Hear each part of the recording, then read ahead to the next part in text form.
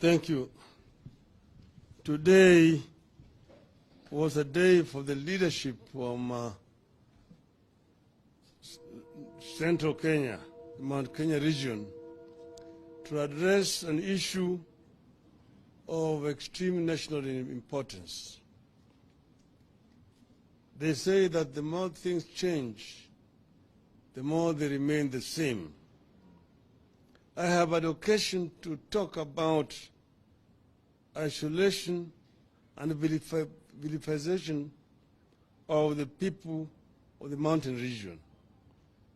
And I remember in our days of the youth,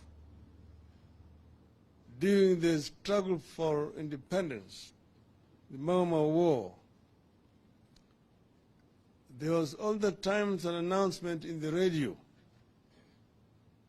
that the Kikuyu, the Meru, na Embu ni watu hatari. Ukiona mmoja akipita, piga ripoti kwa polisi mara moja. That was an announcement which was used to be made on the radio all the times, to try to isolate the people from Mount Kenya who are fighting for their land which had been grabbed by the colonialists. These were Kenyan patriots who fought and paid a very heavy price for liberation of this country. Now it is so unfortunate that at this time and age, Kenya has now celebrated the 60th year of its independence, that somebody should try to use the very same tactics and methods that were used by the British to try to isolate the youth from this region. There is now an attempt to artificially re-establish Mungiki movement. And I've seen it happen in my own eyes. It's Maina Njenga, merely because he accompanied me to the funeral of our matriarch, Mukamu Kimathi, has since been vilified, been harassed. They have carried out searches, all his residences in Nyandarua, in Laikipia, in Nakuru, in Nairobi, planting even some kind of evidence.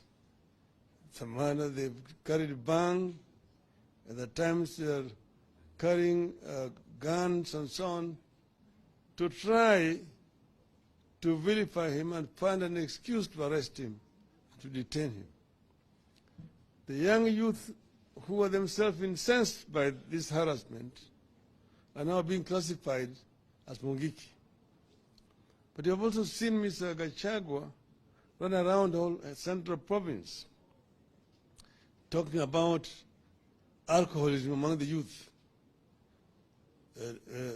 drugs, and delinquency, and urging the chiefs and the police and the administration generally to deal firmly with this youth. Now the youth have nothing else to do. The youth are idle. And that's the reason why they resort to alcoholism. The answer to this is to provide a job for this youth. If the youth get something to do meaningfully, they will not be drinking. But they are getting into alcoholism because of lack of anything meaningful to do. You will remember we had brought a program when we were in government to try to put money into the pocket of this youth. Even the last regime had a program called Kazi Mtaani. Kazi Mtaani actually meaningfully engaged this youth. These people had said that they were going to get this youth engaged in tree planting, and so on. They have not done anything. We used to have them cleaning the streets, garbage collection, and helping the community generally. And the youth were happy. They were not drinking. So, Mr. Gachagua, a free advice to you.